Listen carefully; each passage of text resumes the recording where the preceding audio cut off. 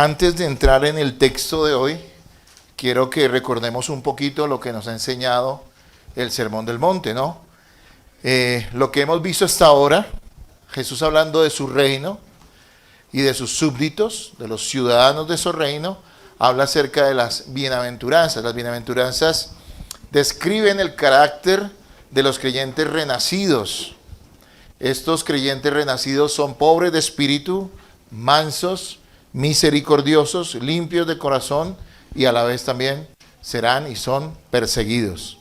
También habla de la influencia de aquellos que han confiado en Jesucristo, que son súbditos de ese reino.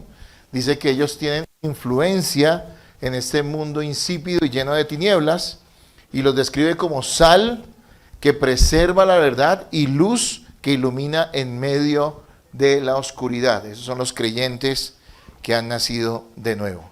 También se les ha dicho que no obtendrán la justicia en la interpretación que los judíos daban a la ley, una interpretación equivocada, meramente externa, sino que los requerimientos de Dios son mucho más altos.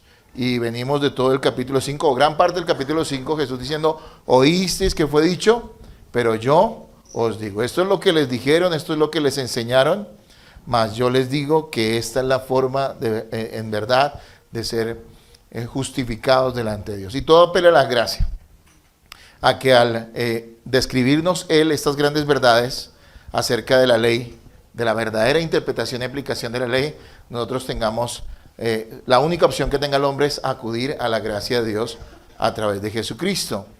Al entrar al capítulo 6, el hermano Andrés estuvo predicando hace 8 días acerca de la sinceridad que debemos tener respecto a la adoración.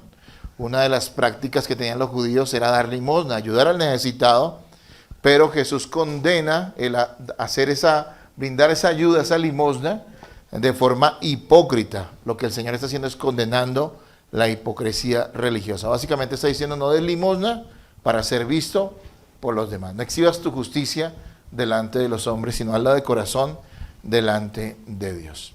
Y continuamos hoy en Mateo capítulo 6, vamos a leer versículos 5 al 8, el título de la enseñanza es cómo orar correctamente. Si tienen la Biblia vamos a leerlo, dice, y cuando ores, no seas como los hipócritas, porque ellos aman el orar en pie en las sinagogas y en las esquinas de las calles para ser vistos de los hombres. De cierto os digo que ya tienen su recompensa.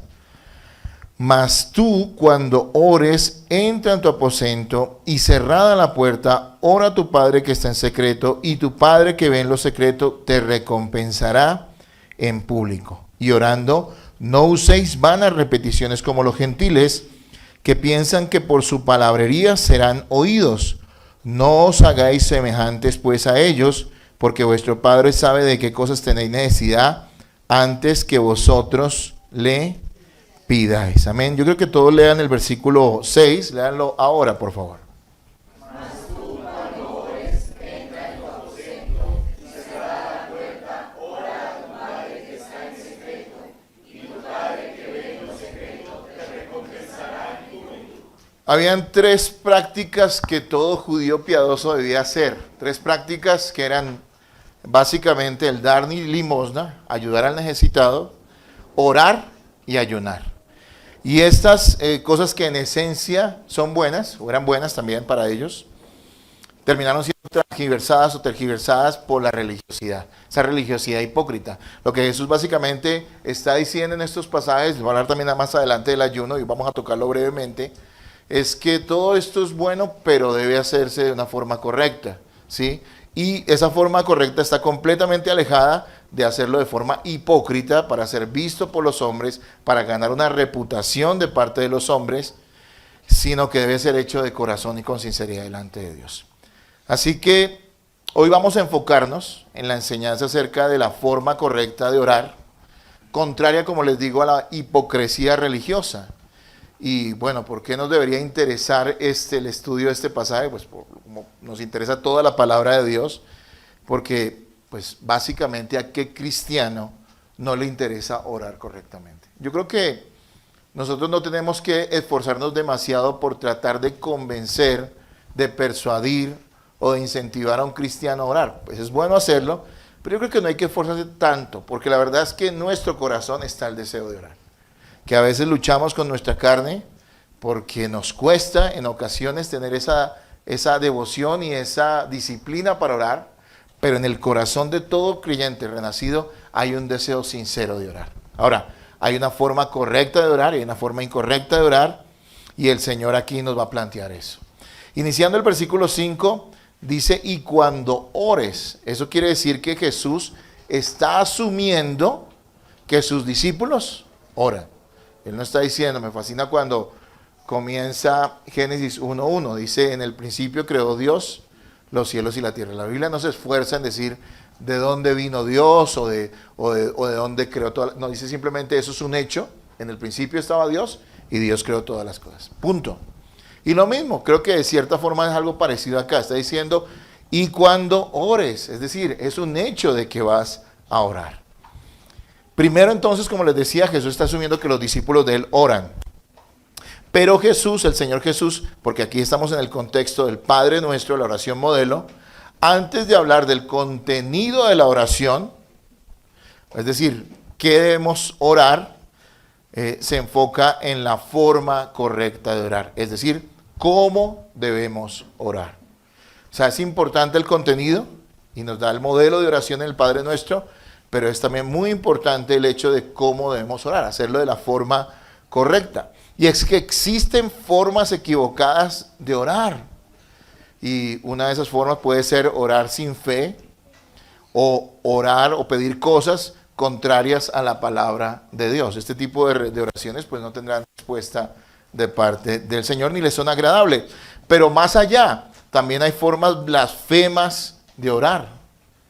Cosas como el reclamar, el exigir o ser irreverentes al orar, que está tan de moda en el día de hoy, ¿no? Hablar con Jesús como si fuera cualquier persona, cuando la Biblia nos muestra que debemos acercarnos a Él con confianza en su obra, pero con reverencia. Entonces también hay formas blasfemas y equivocadas de orar. Sin embargo, el Señor se enfoca en una de las formas más deshonestas de orar, en este pasaje. El Señor se enfoca en una de las formas más deshonestas de orar. Hacerlo hipócritamente, no con el fin de tener comunión con Dios, sino de obtener el reconocimiento de los hombres.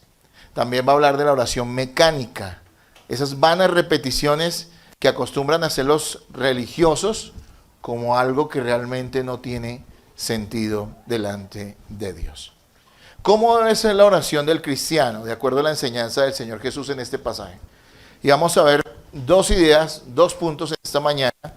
La primera la encontramos en los versículos 5 al 6, donde el Señor nos va a decir que la oración no debe ser hipócrita, sino que debe ser sincera. Y en los versículos 7 al 8, Él nos va a decir que la oración no debe ser mecánica, sino debe ser sencilla. Dos ideas claras, dos ideas que no son tan complicadas de entender, pero que nosotros tenemos que poner por obra, porque aunque seamos creyentes, somos tentados a caer en estas prácticas o en esta forma de orar. Hay una ilustración que el Señor da allí en el versículo 5, ya lo leímos, y es que habían hombres que aman orar, mire la palabra que usa, aman orar, pero ellos no aman orar para tener comunión personal con Dios, sino que aman orar para ser reconocidos como personas piadosas, personas muy consagradas a Dios. Entonces, su amor no era por la oración, sino por lo que la oración para ellos representaba, la reputación que les daba. Hacían entonces de su oración un espectáculo. Y se paraban, dice, en las esquinas de las calles para ser vistos de todos los hombres. El Señor Jesús dice que este tipo de personas obtienen una recompensa muy pobre. Sí hay una recompensa, pero muy pobre. ¿Cuál es esa recompensa? El reconocimiento de los demás. Sin embargo, se están perdiendo de la gran recompensa que es tener genuina comunión con Dios. En muchos lugares, amados hermanos, se hace de la oración un espectáculo, un derroche de exhibicionismo y de emocionalismo que solo centra la atención en las sensaciones y no en Dios.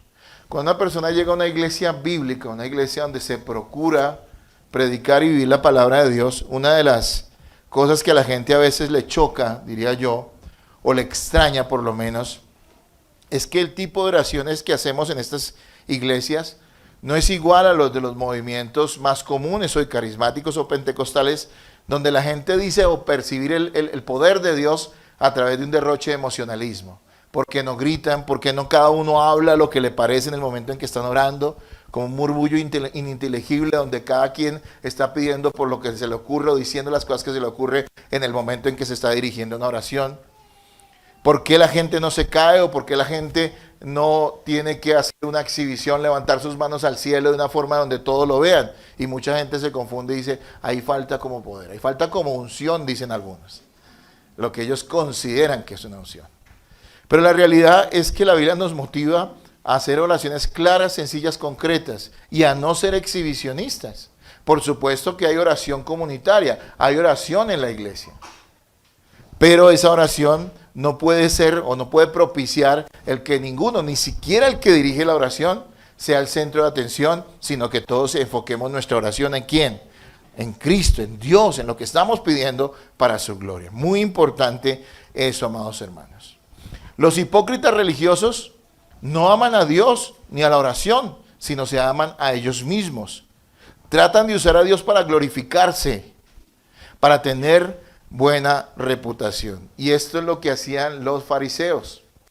Jesús está dirigiendo el mensaje del Sermón del Monte a una multitud. Y dentro de esa multitud entendemos que su primer objetivo es hablar ¿a quién? A sus discípulos, a los que creen dentro de esa multitud. Porque entendemos que el lenguaje que él usa es asumiendo ciertas cosas que se espera solo puedan hacer y vivir aquellos que creen. Pero sabe que también esta esta predicación va a ser escuchada y va a ser atendida o va a ser tenida en cuenta por aquellos que estaban allí. Algunos tal vez incrédulos, pero también muchos fariseos que iban no con la actitud de aprender, sino de juzgar y de estar dispuestos a ver en qué Jesús fallaba para criticarlo, para acusarlo, para atacarlo. Entonces el Señor les muestra que ese modelo del fariseo exhibicionista, donde todos los admiraban porque era un hombre muy, entre comillas, piadoso, no es el modelo de oración, sino que Dios no quiere de ninguna manera que la oración sea usada para un exhibicionismo religioso, como les decía, sino verdaderamente para tener comunión con Él. El propósito de estas personas al orar no era acercarse a Dios, sino obtener la aprobación de los hombres. No les interesaba la piedad, y la piedad aquí, y en palabras sencillas, la palabra piedad tiene mucho que decir, mucho que hay que decir de la palabra piedad, pero resumámosla de una manera sencilla, ser consagrado a Dios, ¿sí? Algunos hoy en día en el lenguaje que tenemos actual dirían ser muy espiritual, ¿sí? Entonces, a estas personas no les interesaba esa piedad, esa consagración, esa espiritualidad, sino les interesaba la apariencia de piedad. Y Pablo le advierte a los creyentes que en los postreros tiempos habrán personas, en estos tiempos habrán personas que tendrán apariencia de piedad, dice en 2 Timoteo 3:5, pero negarán la eficacia de ellos. A estos evita la eficacia de la piedad. Dice que tendrán apariencia de piedad, pero negarán la eficacia de ella. A estos evita. Las personas consideradas, uno preguntaría, bueno, ¿por qué le interesa a la gente que los demás lo consideren una persona muy consagrada, muy piadosa, muy espiritual? Ese es el deseo de un corazón caído. Es algo que está en nuestro ser y que debemos luchar contra él, pero que está muy vivo en aquellos que son incrédulos. ¿Por qué? Porque las personas que a lo largo de la historia, en la época de Jesús, en nuestra época también, que son consideradas muy espirituales, entre comillas, son personas que son admiradas, son personas que tienen cierta influencia y de alguna manera obtienen algún beneficio de esa reputación. Un comentarista decía lo siguiente: es lamentable cómo podemos convertir un acto tan hermoso como el dirigirse a Dios en oración en un acto tan egoísta que solo se centra en la reputación del hombre. Lo vuelvo a repetir. Es lamentable cómo podemos convertir un acto tan hermoso como el dirigirse a Dios en oración en un acto tan egoísta que solo se centra en la reputación del hombre. Entonces uno diría, terrible eso, los incrédulos, los religiosos, nosotros no, pero la realidad, hermanos, es que este mensaje es para la iglesia también, y ante todo para la iglesia. El problema es que los creyentes aún seguimos siendo tentados a recurrir a las apariencias para obtener el reconocimiento de los demás, algo a lo cual nosotros debemos morir. Y allí en nuestro corazón todos sabemos que en algún momento dado nos hemos regocijado en algo que no éramos o no parecía o realmente no estábamos viviendo, pero que la gente asumía como una virtud espiritual en nosotros. Y a eso es a lo que Jesús se está refiriendo, algo a lo que los creyentes también debemos morir.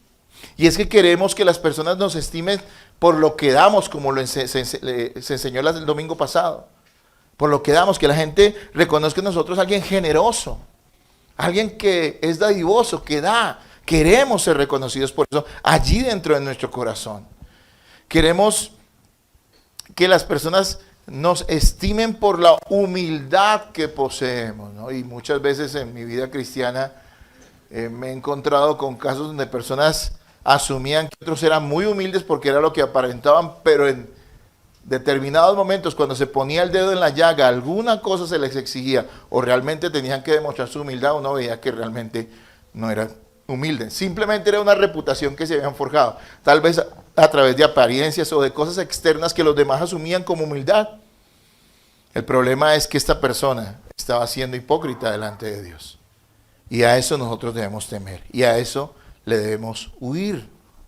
Amados hermanos, queremos ser amados por el amor que mostramos a otros o la fidelidad que mostramos a Dios.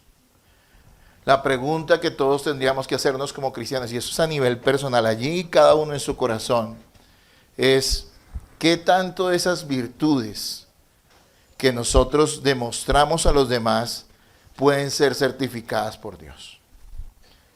¿Qué tanto de eso más bien es apariencia o simple falsedad? Hay máscaras, hermanos, y nuestra tendencia es a ponérnosla. No queremos realmente ser vulnerables al mostrarnos como somos. Y en muchas ocasiones esa vulnerabilidad o temor de mostrar algo que no somos, o algo que somos más bien, termina convirtiéndose simplemente en una máscara religiosa que ofende a Dios y que podría caber dentro de lo que Jesús está diciendo hoy como una hipocresía religiosa, un exhibicionismo para que los demás crean algo que posiblemente nosotros no somos. Hay que tener cuidado con eso. Siempre pienso en Job. Job fue alabado por Dios. Dice Job 1:8 lo siguiente: y Jehová dijo a Satanás, ¿no has considerado a mi siervo Job, que no hay otro como él en la tierra, varón perfecto y recto, temeroso de Dios y apartado del mal? Y a mí me parece súper interesante esto, porque estas son frases o estas cosas se pueden decir mucho de personas dichas por otros hombres. Esa persona es fiel, ese es un hombre de Dios, esa es una mujer de Dios, es un hombre tremendo de oración, es una persona muy generosa. Pero es que en el caso de Job, y eso es un anhelo del corazón de uno, mío personalmente, y sé que de todos los que son creyentes, no es que seamos reconocidos por los demás, sino que Dios pueda decir de nosotros eso.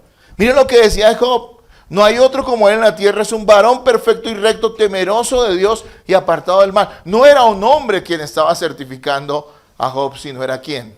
Dios mismo. Ahora sabemos que Job era un pecador necesitado de la gracia de Dios. Sabemos que Job no está en el cielo porque haya sido bueno, sino porque también fue redimido por la sangre de Jesús. También fue acogido por esa gracia que Dios ha manifestado en la cruz. Pero entendemos que este hombre sinceramente vivía de esta forma.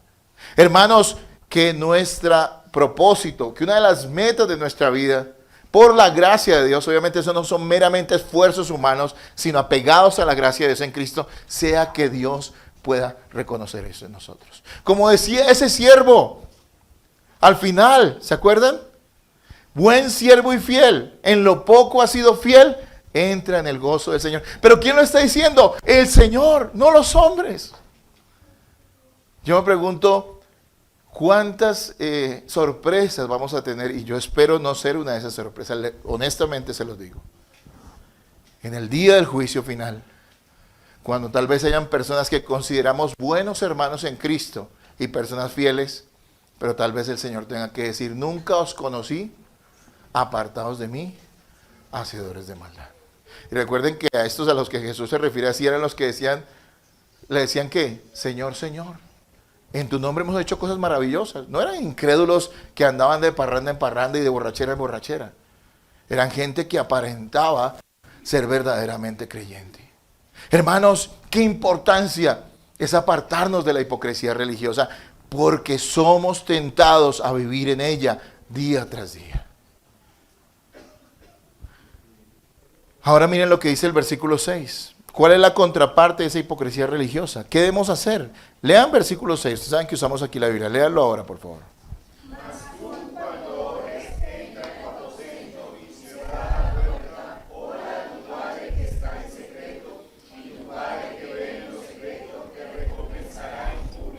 Ahora miren, más que una regla, o sea, encerrarse, que es lo que Jesús está diciendo, apartarse para orar.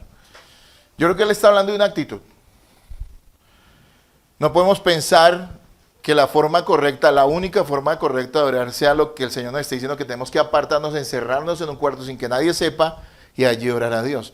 Y una de las cosas que me parecía interesante es que Jesús tal vez, y seguramente está hablando más de una actitud que de una cosa literal, porque en la mayoría de las casas de los judíos de esa época no había más que un cuarto. Es decir, no eran apartamentos como los vemos hoy en día, con sala, comedor, cocina. Bueno, cada vez está más pequeño, ¿no? Bueno, vamos a volver dentro de poco a que un apartamento sea solo un cuarto, ¿no? Por lo menos en Bogotá, ¿sí? Pero hermanos, era un cuarto, o sea, es decir, ahí vivía toda la familia y a veces hasta los mismos animales estaban allí con ellos. Sí, claro, es maravilloso encerrarse, orar, y debe haber esa realidad en nuestra vida, donde nosotros nos apartemos a diario para dedicar un tiempo a la oración. Por supuesto que es cierto, pero creo que el Señor aquí está hablando de una actitud. Alguien se puede encerrar y anunciarlo, no voy a encerrarme a orar, así que nadie me moleste, porque voy a orar con el Señor, y está siendo igual de hipócrita. ¿Sí noten? No. Aquí es lo que está hablando es de una actitud. Y entonces, ¿cuál es esa actitud que el Señor dice? Que la oración no debe usarse como una forma de ganar reputación religiosa. Que la oración sincera, la intención sincera de tener comunión con Dios debe ser lo que prime, sin importar nada más cuando nos apartamos para orar. En la oración debemos tener el objetivo, hermanos, de acercarnos a Dios para hablar con Él, para adorarle, para agradecerle, para presentarle nuestras peticiones. Claro que sí, pero no debemos buscar algún otro beneficio oculto. Si nuestra actitud para orar es acercarnos al Señor, adorarle, agradecerle y presentarle nuestras peticiones sin buscar otro beneficio oculto, estamos, creo que, en lo correcto. Y ese beneficio oculto básicamente es lo que el Señor está diciendo aquí. Obtener algún tipo de reputación delante de los hombres, para que nos admiren, para que nos consideren gente realmente, entre comillas, espiritual. La cuestión aquí no es dónde oramos, sino por qué oramos. Ese es el punto. Si lo hacemos para ser vistos por los demás, o como debe ser, para ser oídos por Dios y adorarle. ¿Cuál es la intención de tu corazón al orar? La recompensa nos dice allí que vendrá el Señor mismo. Si nuestro verdadero motivo es llegar a Dios, Él oirá y responderá, y su respuesta será evidente. Es decir, seremos recompensados en público. Es que la respuesta de Dios será evidente. No nuestra oración, no el hecho de que seamos gente de mucha oración delante de los ojos de los demás, sino que cuando oramos en comunión sincera con Dios, sin buscar otra cosa, sino acercarnos a Él en oración, las respuestas que Él nos dé serán evidentes para los demás. Creo que en esencia es lo que está diciendo allí. Es importante aclarar de todas maneras que un cristiano no debe decepcionarse si no recibe el reconocimiento de los demás por cualquier cosa piadosa que haga. Si esto lo desalienta, debería revisar su corazón. A ver, en la iglesia no deberíamos tener esa actitud de, es que yo hice hermano, pero mire, a mí nadie me reconoce. O sea, por favor. De hecho, yo creo y estoy seguro que el reconocimiento, ese sano reconocimiento de poder ver en nuestros hermanos dones, talentos y amor verdadero, vendrá sin necesidad de que lo proclame o que uno lo espere. Eso será evidente para los demás. Pero cuando nosotros estamos haciendo algo en la iglesia o tenemos una actitud hacia los demás buena, supuestamente buena, porque en este caso está hablando de una hipocresía, y eso nos decepciona, nosotros, amados hermanos, tendríamos que revisar nuestro corazón. Ahora, el Señor Jesús no está prohibiendo la oración pública, la oración en comunidad. Debemos reunirnos a orar. Lo que el Señor está condenando es el corazón que busca ser visto por los hombres. Tampoco esto debe alentar en nadie una falsa sinceridad, donde la gente justifica abandonar la oración o cualquier práctica piadosa para evitar la hipocresía. Entonces hay gente que dice, yo no oro porque no quiero ser hipócrita. Pues no sea hipócrita, pero ¿qué dice la Biblia? Oren, oren sin cesar. Sí, porque hay gente que antes termina siendo más buena que quién sabe quién. Ah, no, es que como yo no quiero ser hipócrita, entonces no oro. No. Arrepiéntete de la hipocresía, pero también arrepiéntete de no tener una vida de oración. ¿Ok, hermanos? Este mismo principio lo aplica el Señor para el ayuno. Yo quiero que usted ahí adelante lea versículos 16 al 18, por favor. Léanlo ahora, versículos 16 al 18. Léanlo, por favor.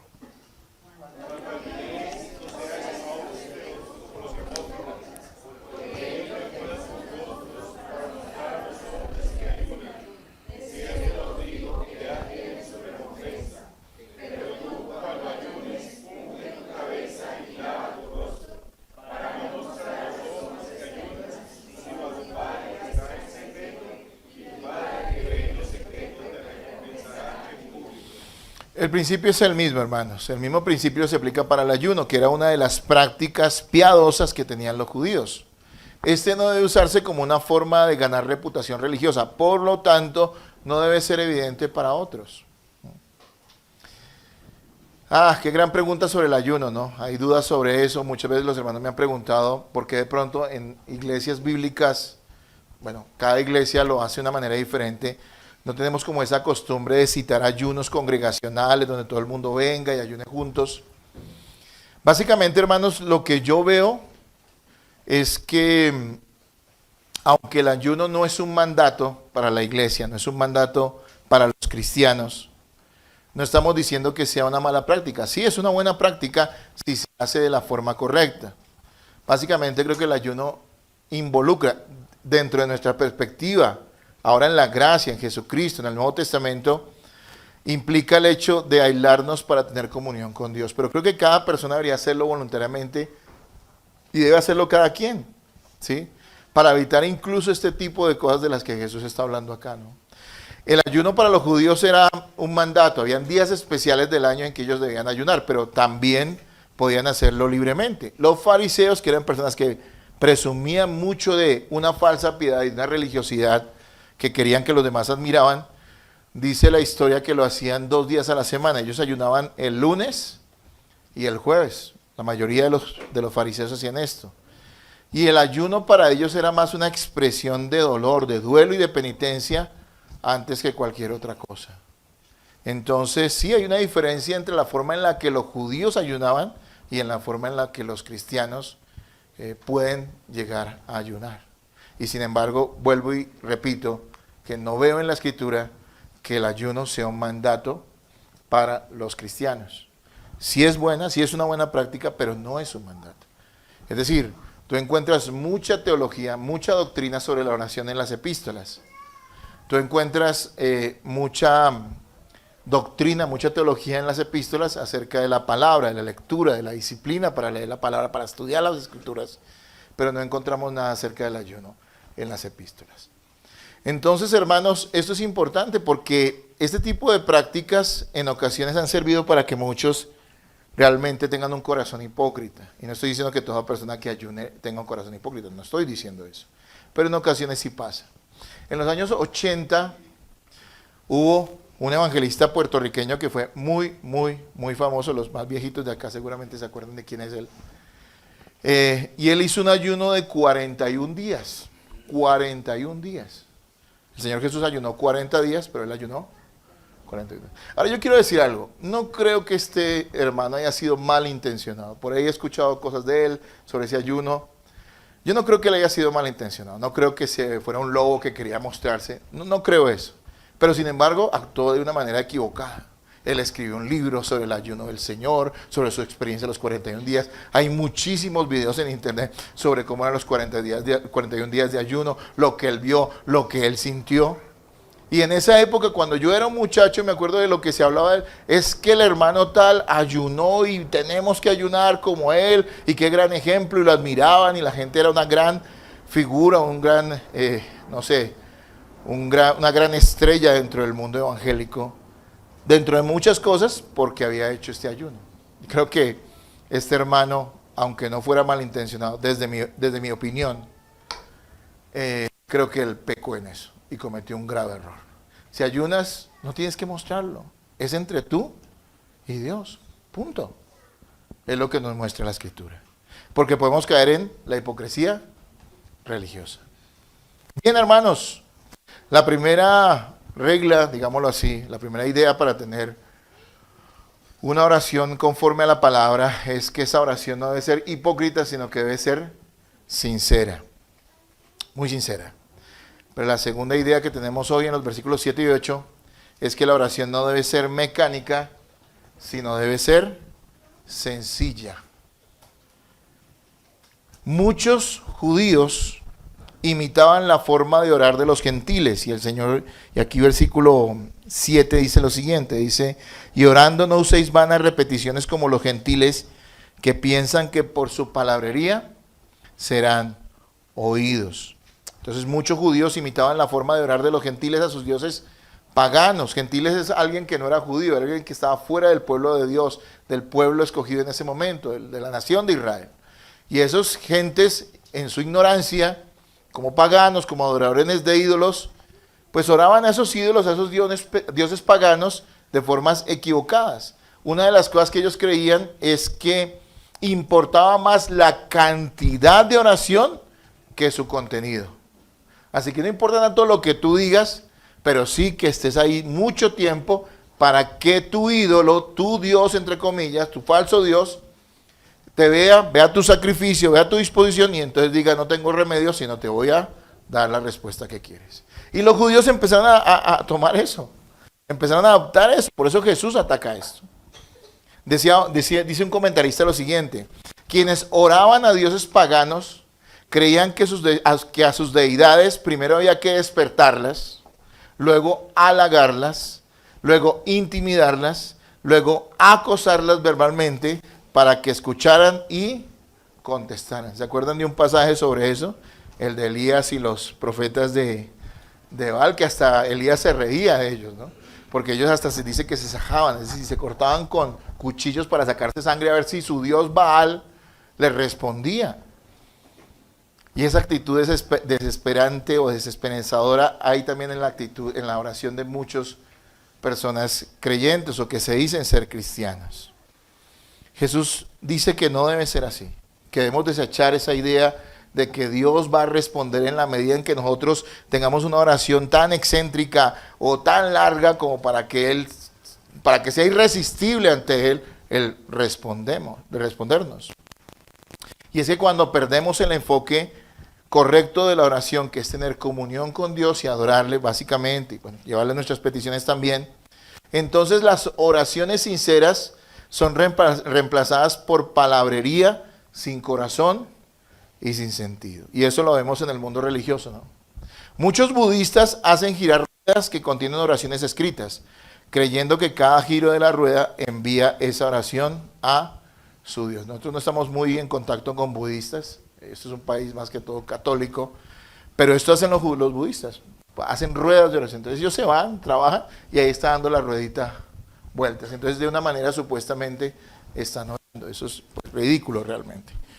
Los católicos romanos prenden veladoras con la creencia de que sus peticiones seguirán ascendiendo de modo repetitivo hacia Dios mientras la veladora está encendida. Bueno, ahí también venimos del catolicismo, pero a veces no tenemos eso presente, ¿no? Que las veladoras supuestamente es una manera de seguir orando cuando la gente no está orando. Que no es orar, es rezar. Muy diferente a orar, el rezo, ¿no? Y lo que Jesús está tratando aquí es el rezo. La repetición sin sentido de frases o de oraciones prefabricadas que no nacen del corazón ni del entendimiento, sino de lo que repetimos o la gente repite creyendo que es una forma de obtener lo que Dios les está, lo que ellos le están demandando a Dios. Entonces, ponen sus veladoras y creen que esa es la forma en la que pueden obtener respuesta de Dios. Usan rosarios para contar oraciones repetidas de Ave Marías y Padre Nuestro, ¿no? ¿Ustedes saben lo del rosario, no? ¿Hubo aquí alguna hermana rezandera? No, bueno, Dios la salvó de eso, gracias a Dios. Pero era repetir y repetir, repetir, repetir, repetir, repetir. Pero vean, yo les digo una cosa, esto no se trata de una cuestión religiosa. Esto es lo que Jesús está diciendo. Aquí lo está diciendo claramente el Señor. Ahora, la pregunta es, ¿esto pasa en el mundo religioso? ¿En el mundo evangélico pasa también? Pasa muchísimo. Lo que pasa es que no se usan rosarios ni veladoras.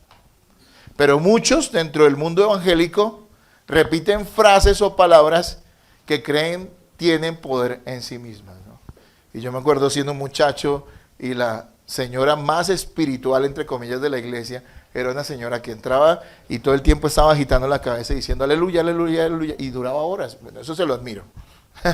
No es fácil estar horas moviendo la cabeza y diciendo aleluya. Pero le pregunto, ¿eso era orar? A nosotros nos parecía espiritual, eso es una falsedad, eso es un rezo, eso no tiene sentido.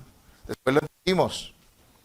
Pero ¿cuánto tiempo en la ignorancia? Y era dentro de la iglesia cristiana evangélica. ¿Por qué? Porque en las iglesias cristianas se ha desechado la palabra y se han adoptado tradiciones evangélicas. Simplemente creemos que esto así es el poder de Dios y que Dios responde así, entonces hagámoslo. Y entonces no es diferente a las demás religiones. Pero el cristianismo no es religión. Es una vivencia, es la vida del Espíritu Santo en nuestros corazones, que nos impulsa ¿a qué? A orar de corazón al Señor. ¿Qué dice el versículo 8? Léanlo por favor ustedes. Léanlo ahora.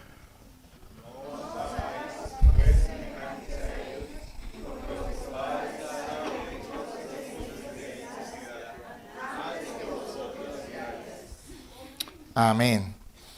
El hecho de que sepamos que Dios está dispuesto a responder nuestras oraciones y conoce nuestras necesidades implica que éstas deben ser claras y sencillas. O sea, Jesús está diciendo, miren, el Señor ya sabe lo que ustedes tienen necesidad. Con eso no nos está desalentando a orar, porque inmediatamente va a decir, vosotros pues oraréis así, que la enseñanza que viene dentro de 8 días. No, Él no está desalentando a orar, Él dice, ya Dios sabe de qué cosas tienen necesidad, sin embargo ustedes deben orar, pero oren de la manera correcta. Cuando tú sabes que no es lo elaborado de tu argumento lo que va a traer una respuesta de parte de Dios, o en las horas que dures pidiendo una cosa que va a obtener la respuesta de parte de Dios, entonces tú puedes ser sencillo y claro en lo que pides y hacerlo de la forma correcta. Cuando confiamos en la forma en la que elaboramos nuestras peticiones o en cuán extensas son nuestras oraciones, lo que está pasando allí muy probablemente es que estamos creyendo que la respuesta se puede ganar. Es decir, si tengo una oración lo suficientemente elaborada, sofisticada, para que Dios se impresione y me responda, entonces voy a obtener lo que quiero. Y eso es una idea pagana, no es una idea cristiana. Eso no es lo que enseña la Escritura. Sé que algunos, y he visto ese caso, algunos hermanos dicen, hermano, es que yo no sé orar, pero como un cristiano no va a saber orar. Sí, hay que seguir estos parámetros. También nos da un modelo que es el Padre Nuestro, pero la oración es sencilla, hermanos, y clara. ¿Qué hay en nuestro corazón? Seamos respetuosos, reverentes, pero acerquémonos con confianza en el nombre de Jesús para abrir nuestro corazón delante del Señor, hablar con Él, manifestarle lo que es nuestra vida y también hacer nuestras peticiones. El propósito de la oración, nos dice aquí el Señor Jesús, no es informar ni persuadir a Dios, sino ir delante de Él con sinceridad, propósito y devoción, manifestar nuestra confianza y dependencia de Él. Recordemos que Dios soberanamente ha designado que muchas de las bendiciones que por gracia nos han sido dadas van a ser recibidas como respuesta a la oración. Y es un misterio, yo tengo que reconocer eso. No es algo que sea explicable completamente. El hecho de que entendamos que Dios es soberano y que todas las cosas están determinadas ya de antemano por Él, pero por otro lado la Biblia nos muestra y nos dice que debemos orar. Y en muchas partes de la Biblia vemos que la oración hizo que Dios obrara de determinada manera. Entonces, no es algo fácil de explicar, pero es real. Y creo que tiene mucho que ver con el hecho de la misma verdad que nos enseña el hecho de que Dios es soberano en la salvación y ha escogido a muchos para salvación, pero que todavía cada ser humano es responsable delante de Dios por su pecado. Hermanos, hay que orar, porque sí, Dios es soberano, Él ya sabe de qué cosas tenemos necesidad, pero es necesario que pidamos esas cosas haciéndolo bien. No de una forma mecánica, no como un rezo, lo cual simplemente desagrada a Dios. Algo que es tratar a Dios como si fuera un ser que no tuviera la inteligencia que Dios tiene. Dios es el ser más inteligente. Es decir, hablar esto es corto, yo me quedo corto. Dios es omnisapiente, Él todo lo sabe.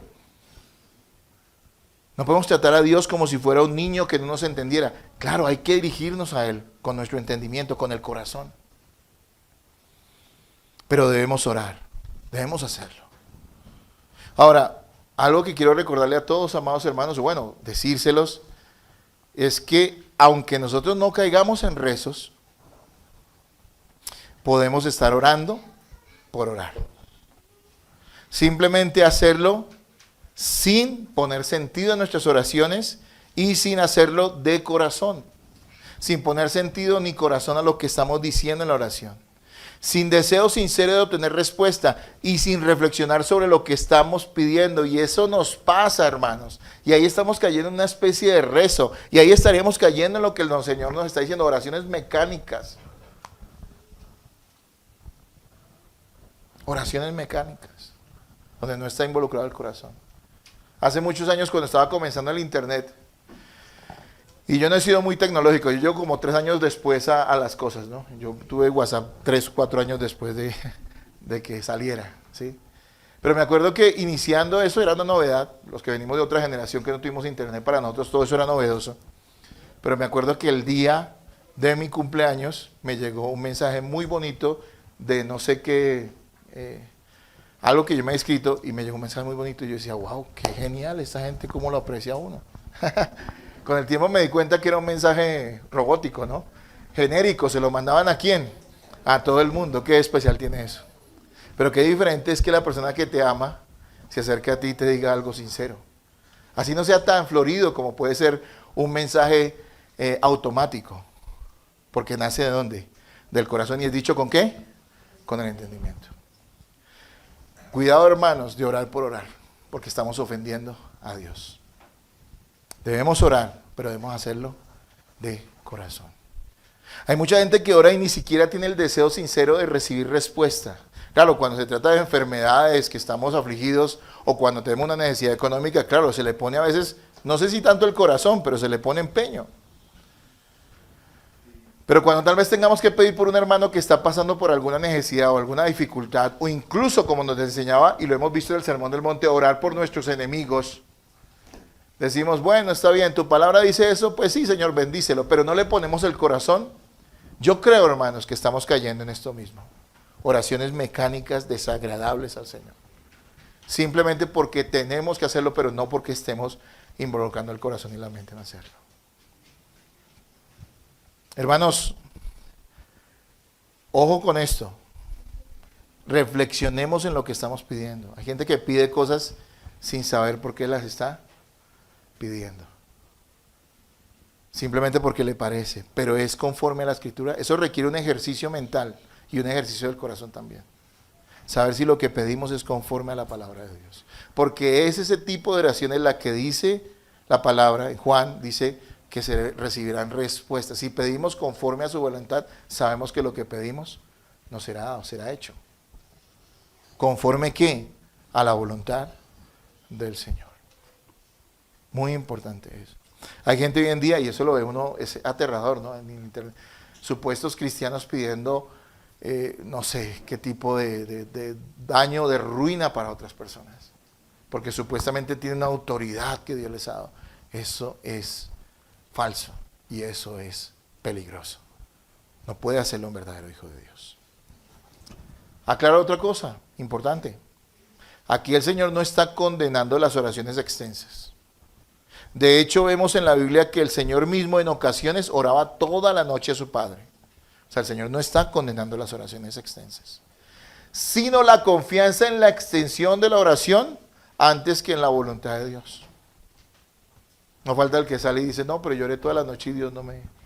Y es que de donde venimos, bueno, donde venimos muchos, desde el contexto religioso, teológico, equivocado del que veníamos, nos decían que era eso, ¿no? Vamos a orar toda la noche, hermanos, para que el Señor nos dé, porque es que necesitamos y vamos a ver el poder de Dios. Y uno decía, bueno, pero es que ¿será que Dios va a decir, no durmieron? Pues ni modo, tocó darle lo que piden, ¿sí? O sea, no vemos ese Dios en la Escritura. Dios no es movido por chantajes. Es la fe en Jesucristo y las peticiones hechas conforme a su santa voluntad las que traerán respuesta de parte de Él, pero también conforme a lo que Él ha determinado. Muy importante eso. Ahora, ¿quiere decir que no es que es mal orar extensamente? No, por el amor de Dios. Vemos ejemplos en la Biblia de personas orando mucho. La misma Biblia dice oremos sin cesar, lo cual no quiere decir que en todo momento nos arrodillemos a orar o nos encerremos a orar, sino que nuestra actitud constante sea de oración. Y claro, obviamente también hay que apartar tiempo para orar al Señor. El Señor tampoco está condenando la perseverancia en la oración. Esa oración que reitera llevar delante del Señor constantemente nuestras necesidades y alabanzas a Él, ¿sí? De hecho, Él nos anima a hacerlo, el Señor. Lo que Él sí condena no es que llevemos constantemente una misma petición delante del Señor, sino que lo que condena es ese recital sin sentido e indiferente de mantras o fórmulas mágicas que parecen espirituales y que se expresan una y otra vez monótonamente. Hermanos, mucho cuidado con eso. En resumen, lo que Jesús prohíbe a su pueblo es toda clase de oración hecha con los labios cuando ni la mente ni el corazón están comprometidos. Voy a volver a repetir. Lo que Jesús prohíbe a su pueblo es toda clase de oración hecha con los labios cuando ni la mente ni el corazón están comprometidos en esa misma oración. Orar mecánicamente o hacerlo para que otros nos vean. Ahora, ¿cuál es la oración correcta? Hemos hablado de lo correcto en la oración, hemos hablado de la forma correcta de orar a Dios. Pero ¿cuál es la oración correcta? La oración que agrada a Dios y la que Él siempre escucha es la de aquella persona que ha nacido de nuevo por la gracia de Dios en Jesucristo. Y escuchen esto, nadie puede presentar a Dios oraciones a nombre propio, necesitamos un mediador y este mediador es solo Cristo el Señor. Muy importante esto. Claro, tú puedes pedir en tu nombre, pero nunca tendrás respuesta porque tú eres un pecador. Pero cuando hemos confiado en Jesucristo y Él es nuestro Salvador, nos acercamos a Dios y pedimos en oración, en el nombre de Jesús, confiando en sus méritos y no los nuestros, y esa oración será escuchada. Así que cualquier persona que quiera orar de la forma correcta, teniendo en cuenta lo que acabamos de decir o lo que Jesús nos enseñó en este pasaje, primero que todo tiene que arrepentirse de sus pecados y poner su confianza exclusivamente en Jesucristo como Señor y Salvador. Rendir su vida a Él para que la oración sea agradable a Dios y sea escuchada por Él. Qué bueno es saber, hermanos, que para orar correctamente no tenemos que hacer grandes esfuerzos ni sacrificios o tener grandísimas virtudes para ser escuchados. Algunos hermanos equivocadamente piensan que uno tiene que tener mucha teología para orar correctamente. Lo que uno tiene que ser es cristiano, hermanos. Confiar en Jesucristo Y sé que nosotros sabemos lo que debemos pedir conforme a su palabra. No tiene que ser nada supremamente elaborado. La sencillez, en esa sencillez, Dios es glorificado. Ahora, ya que nosotros tenemos el privilegio de orar en el nombre de Jesús y ser atendidos, hablo de los creyentes, yo, hermanos, nuevamente les reitero lo que dice la palabra: oremos sin cesar, oremos con sinceridad, oremos de corazón, oremos con el entendimiento, oremos, porque hermanos amados, en esa, y creo que en la mayoría de iglesias, hay una falta de oración grande y tenemos que arrepentirnos de eso. Falta la oración en la vida de cada quien, y usted será quien juzgue eso, porque no sé qué tanto usted ora, o cómo ora, o si está orando o no. Pero hace falta oración en nuestra vida. Incluso tal vez hasta las personas que puedan tener una vida de oración, saben en su corazón que podrían orar más. Y no orar más porque pretendan chantajear a Dios con su oración, sino porque es una necesidad del corazón que quiere tener comunión con su Padre, siendo hijos de Dios. En esta mañana debemos tener en cuenta que esta oración apunta al hecho de orar correctamente, sin hipocresías y dejando de lado esa oración mecánica que es sin el corazón y sin el entendimiento. Todo eso debemos desecharlo. Pero primero que todo el Señor asume que los creyentes oramos y debemos orar. Ejemplo nos dio Jesús, ejemplos nos dieron los discípulos y ejemplos vemos en toda la Escritura. Hermanos, dentro de 8 días vamos a ver el contenido de la oración. ¿Qué cosas debemos pedir a Dios? ¿A qué cosas debemos dar prioridad en la oración? Vamos a verlo dentro de 8 días. Pero recuerde lo que nos ha dicho hoy. Oremos. Y ya que podemos orar, despojémonos, hermanos, de la hipocresía. No pretendamos mostrar o figurar como personas muy espirituales ante los demás, sino ser sinceros en nuestras oraciones y en nuestra vida piadosa, en nuestra vida consagrada a Dios, en general. Tengamos cuidado de esa hipocresía religiosa. Y por otro lado, no caigamos en oraciones mecánicas, rezos. Ese tipo de cosas desagradan a Dios. Más bien, hermanos, oremos con el corazón y con el entendimiento. Y una idea para finalizar en esta mañana, hermanos, que se las dejo en su corazón, creo que la podemos poner allí en pantalla. Dice: Jesús nos enseña que la oración, para que sea hecha correctamente, debe estar libre de ostentación y ser sincera, involucrando mente y corazón. Jesús nos enseña que la oración, para que sea hecha correctamente, debe estar libre de ostentación y ser sincera, involucrando mente y corazón. Hermanos, que Dios nos conceda tener una vida de oración correcta, una vida de oración real, y que esté despojada de estas cosas que desagradan a Dios, como la hipocresía y el hacer vanas repeticiones, oraciones mecánicas, sin el corazón y sin la mente. Que Dios nos conceda eso como iglesia. Oremos al Señor.